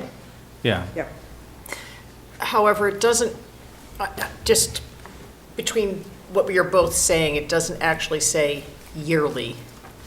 No, you're right, we probably need to. And so I think we want to, there's some implication of that in some of the wording, but it's not specifically spelled out. And so I think that's one thing we should look at. And you would apply yearly. Right, Yeah. and it, I'm not sure, because I don't remember if I read it in here, but it should be stated that a person can apply yearly for this. So this is not a one-time, if you qualify this year, well, you're all done, you can't ever have it again. I think that's in here. And it also needs to be clear that it's not an automatic renewal Yeah, for the so- following year. Being approved one year does not mean anything about the next year. Automatic approval for the next year. Right, Yeah, it doesn't so- mean denial either. No. To the first point, section 9, only one qualifying applicant per household shall be entitled to payment under this program each year. Yeah. So, Right. I think that answers most of what you were asking. But I think we need to be very specific that it is a yearly program that can be applied for annually. Yeah, I do want to assure the public at large that we, Yes. while we haven't built a complete model of this, we have looked at some gross numbers to indicate that the amount of monies that we're talking about are approximately approximately what we would expect. So in terms of the number of applicants and, some wage information for, or income information, I should say, for this area. So I think we're on target. There's not a surprise looming out there or anything like that. So when we put this ordinance forward, once it's tweaked and everything, we can put it forward in good faith that it's, we're budgeting for it appropriately. Yeah. If you want some more specifics on that, I did cross-reference, when we had started talking about this over a year ago, I had spoken or emailed with the, one of the state folks who runs the Property Tax Fairness Credit Program, which we're piggybacking on, and we had over 103 applicants or 103 applicants that received benefits through that program. I expect that if we introduce an additional benefit on top of that, that we might see that number go up.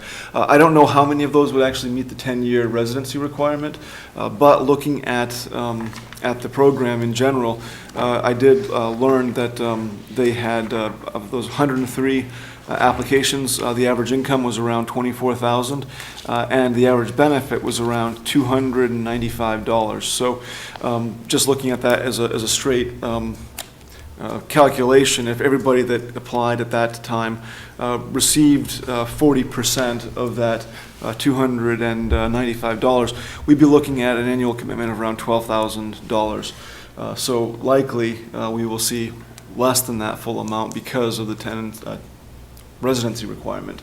So I think that we could play with the numbers in a number of different ways, but that's kind of a starting point. I don't think it's a bad place to start.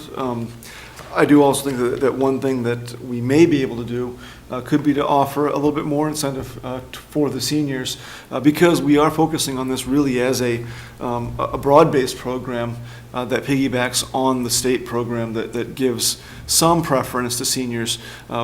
We obviously could choose to do more and maybe differentiate that way, but certainly a lot of options here on how we, is it 40%? Is it 50%? There's some work there that we could do if we get into this and find that we want to offer more benefit. Just from the survey, once again, we did it, so we have to hear about it. That's right.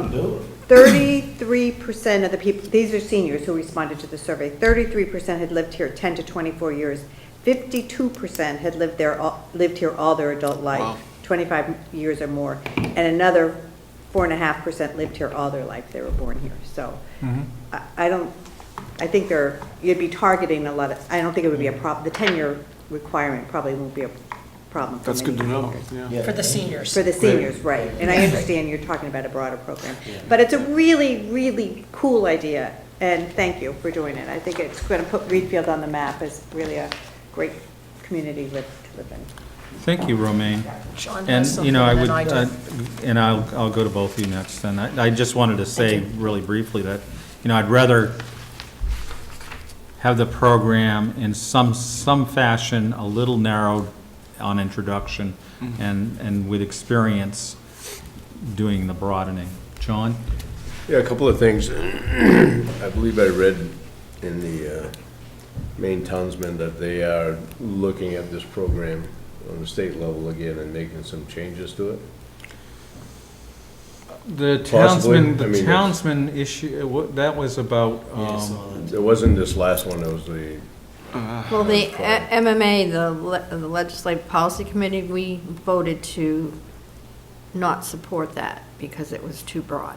this is the one that just opened the floodgates. Yes, it was like everybody that's over 65 got approved. Right, And doesn't have to pay Regardless of taxes. income. right. To the And town. I didn't Yeah, at see, all. I mean, I'm not gonna ever project what the governor and the legislature are gonna do, but I didn't see political viability in that one. right. I Well, don't. It seemed kind of off the beat. So broad. Right, yeah. Yeah.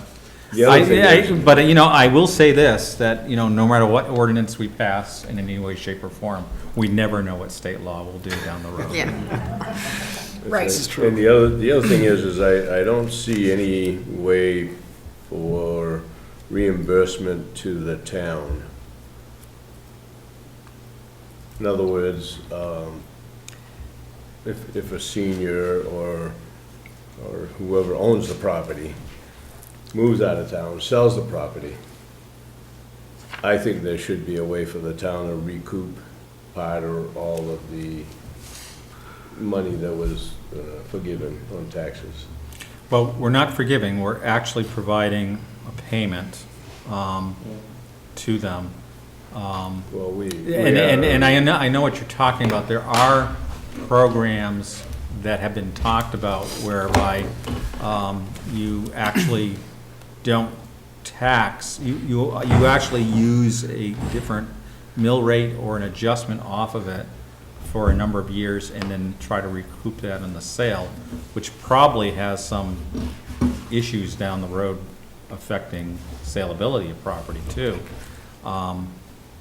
We didn't look in that direction at all with this program. We just did not. That was not on our consideration. Was it Like- on the ones you looked at, Monmouth, or they didn't No. have anything like that? No, this No. this We style. could not find anything like that Yeah, in the municipality. Yeah. And the other thing is,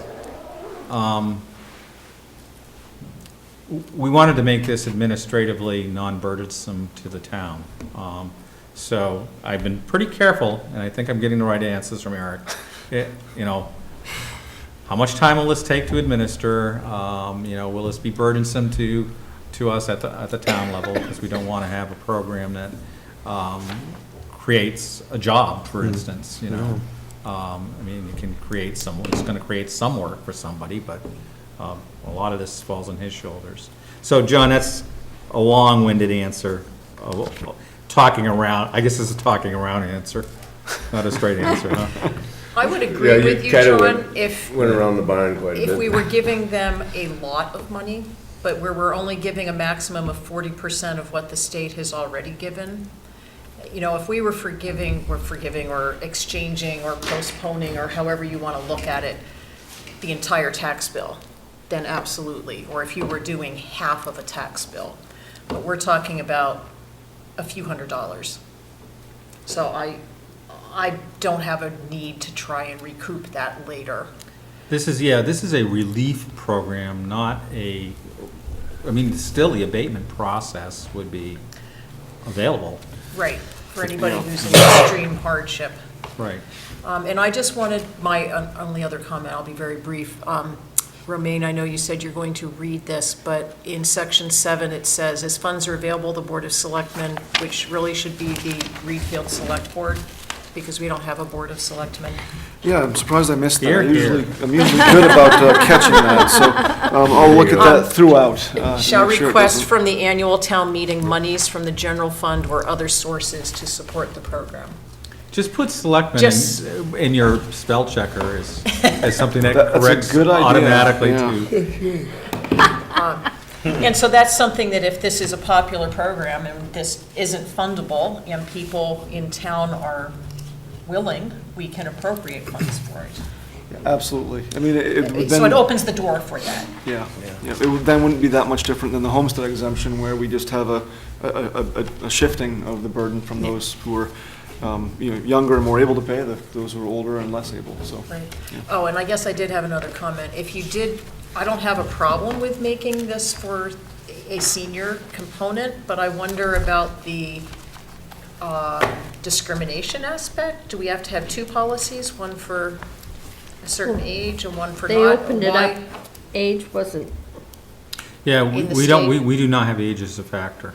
I know, but if we included age, Oh, I see. then could someone who is younger but meets the income, meets all of the other qualifications, say, well, that's age discrimination because I'm younger, I'm not getting as much? Yeah, One I of the don't- reasons we I don't may, believe one of the so. reasons we may do look at this 3 times is, there'll be 2 readings of this to tweak it to where we want, but it's got to go through a legal review, and this will be a Right. legal review that will not only look at the wording of the ordinance to make sure what we're doing is correct, but if we could possibly be in violation of any discriminatory Yeah. type of concerns. So that's later. so it's going to be a deep legal It will. brief. I do think I have an answer for that one, though. The state statute specifically allows towns to set up an age requirement.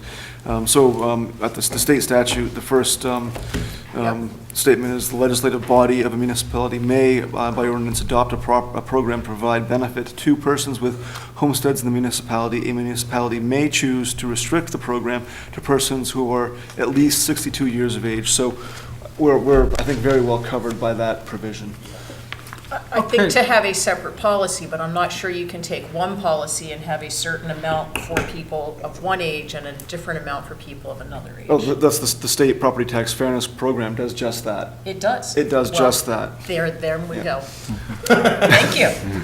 And Okay, we'll move on to the next item on the agenda. So we'll take this and go ahead and do some work on it for a second reading. and maybe we can do this in just a couple minutes, hopefully. I wanted to review the upcoming meeting schedule, and basically for this month, we have a meeting on the 20th and Tuesday. 22nd, yeah.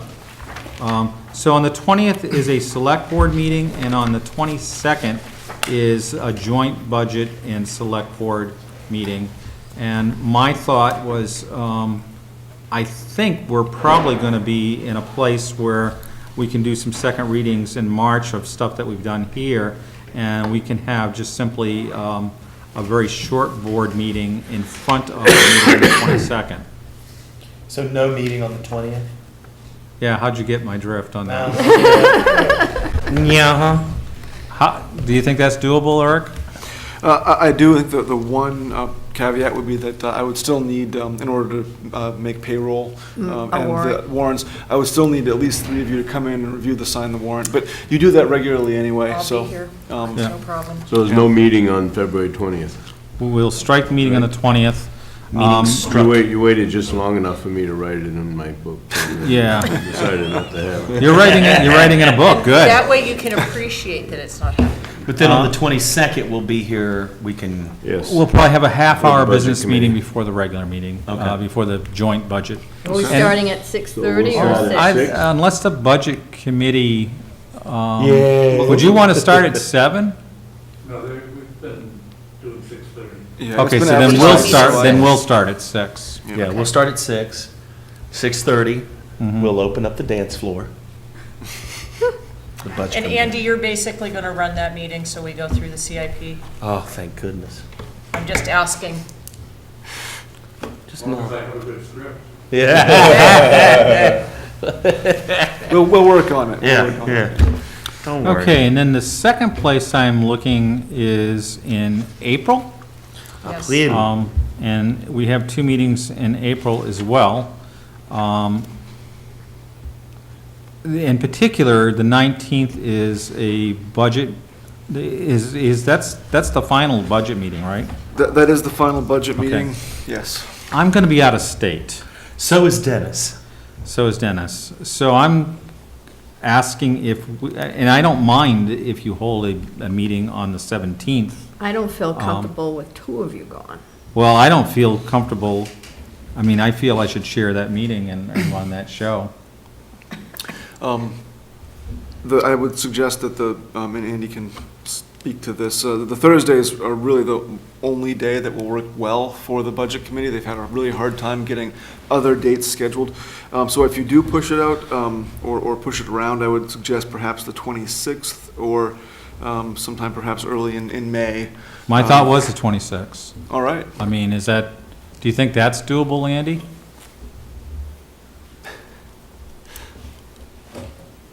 Well, He's checking. I have March 26th, or am I? April. April 26th. We're looking at April 19th, pushing that to the 26th. That keeps us all, You don't want to, I think if it's a Thursday, it should still work. Okay, Yeah. perfect. And it is. It I is. mean, we're meeting next week, so we can certainly run this by the well, budget committee. can you delay something so that he gets behind, so the 26th becomes the only possibility? Inevitably, I think that's probably going to happen, but yeah. Okay, so now Before let's say that's, what we'll do is we'll go to the 26th 6:30. at 6:30. Are you And- 2 going to be here for the 17th? No, No, I will not. I'll be, again, I'm away that whole So week. we may want to look at having our meetings on the 2nd and the 30th that month? Well, we do have it on the 30th. 2nd and 30th. What we'll have to Right. do is make sure we can get warrants signed in between. And I'll be around that week, so I can sign. I can sign. you. The other thing we could do is we could move the 30th up to the 23rd if Eric thinks that the business flow would make more sense. I haven't really projected that far out as far as the flow. I mean, outside of the budget process, which I think is pretty clear We can here. come back and look at that Yeah. down the Okay. road then. So for now, we've struck the meeting on the 20th. We've slid the 19th of April, To the the 26th. 20th of February I'm talking about, and we've slipped the 19th to the 26th, which is a public meeting public joint meeting, budget committee, it's a hearing, basically. And Eric Yeah, can it- look ahead and see if we can take the 17th and make it the 23rd instead of the 30th and the 17th. Right, something of Or that just nature. Or Strike just it. drop it and just do an off-meeting warrant. Okay. And yeah, if it's just the matter of the warrants, we can get those signed for you. Yeah. Because well, that's already a 3-meeting month Right, Yes. without the 17th. right. That's right. Could I have a motion to adjourn? So moved. Second, please? Second. All in favor? Aye, aye, Captain. Thank you. Sorry for running over.